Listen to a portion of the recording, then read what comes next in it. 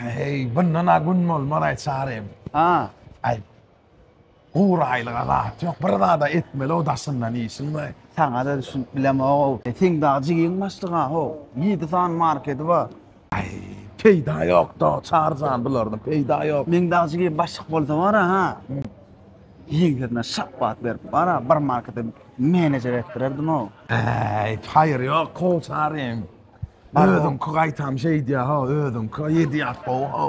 Mar men deglenen o. Gönü var yan yanına. Ettin ha. Ava. Eğlenme. Hay bollonla gittim ben ha. Mar. Çıkayım. Ne? Alamamaz. Olmay. O iş yaparım. Ay yavaş baslananır öyle. Aynen. Oğlum. Ay ben de bir hais bilen geldim. Haydi ver. Ay kızlara pul gerekti onun. İyisem var. Yukarı geçip olmam mı kanı? Pul gerek olsa iş semeli. Sağım. Öyle ulan olsa sana aydan. İyice bunu iş semeli. Zahmet çekmeli. Baylık zahmettedir. İyiliklerliktedir. Bize de hiç kimse zatlar vermedi. İyice bunu zahmet çektik. İşledik.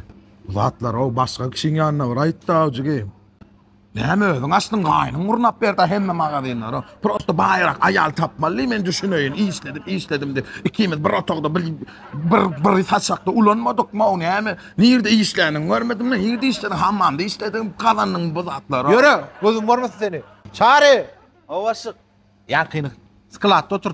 Değil mi skalatta işledin? Gözüm varmasın seni. Üstün mü? Bollu var.